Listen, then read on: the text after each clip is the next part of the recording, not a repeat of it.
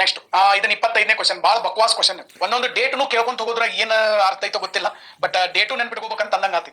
Okay, ಇವು ಯಾವ ಉದ್ದೇಶಗಳಿರ್ಬೇಕು, ಪ್ರತಿಯೊಂದು ಕ್ವಶನ್ ಹಿಂದೆ ಒಬ್ಬ ಬೆಸ್ಟ್ AC, ಒಬ್ಬ ಬೆಸ್ಟ್ DYSP, ಒಬ್ಬ ಬೆಸ್ಟ್ ತಹಶೀಲ್ದಾರನ್ನ ಹೆಕ್ಕಿ ತೆಗೆಯುವಂತ ಒಂದು ಒಂದು ಒಂದು ಅದ್ರೊಳಗಡೆ ಐಡಿಯಾಲಜಿ ಇರಬೇಕು. ಬಟ್ ಇಲ್ಲಿ ಬೈಪಾಟ್ ಮಾಡಿದವ್ರನ್ನ ಹೆಕ್ಕಿ ತೆಗೆಯುವಂತ ಕ್ವಶನ್ಗಳು ಬಂದ್ಬಿಟ್ಟಿದ್ರು. ಓಕೆ, ಇವೆಲ್ಲ ನಮ್ಮ ಕರ್ನಾಟಕ ಇತಿಹಾಸದಲ್ಲಿ ನಡೆದಂತ ಅತ್ಯಂತ ಪ್ರಮುಖ ಘಟನೆಗಳು. ಇಲ್ಲೇನ್ ಮಾಡ್ಯಾನಪ್ಪ ಅಂದ್ರೆ ಶಿವಪುರ ಧ್ವಜ ಸತ್ಯಾಗ್ರಹ 9 ಏಪ್ರಿಲ್ ಐತಿ, ಅದನ್ನ 11 ಮಾಡ್ಯಾನ.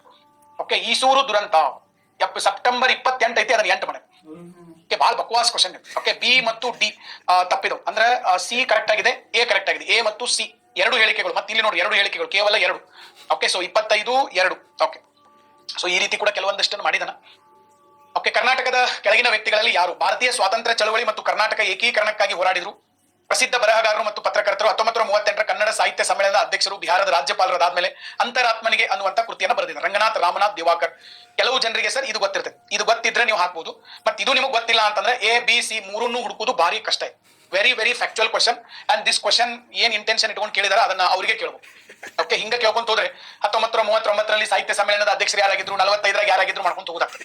ಓಕೆ, 27 ಭಾರತೀಯ ರಾಷ್ಟ್ರೀಯ ಚಳುವಳಿಯ ಉಲ್ಲೇಖದೊಂದಿಗೆ ಕರ್ನಾಟಕದಲ್ಲಿ ಕೆಳಗಿನವುಗಳನ್ನು ಪರಿಗಣಿಸಿ. 38ರಲ್ಲಿ ಶಿವಪುರದಲ್ಲಿ ಕಾಂಗ್ರೆಸ್ ಅಧಿವೇಶನ ಮಂಡ್ಯ ನಡೀತು.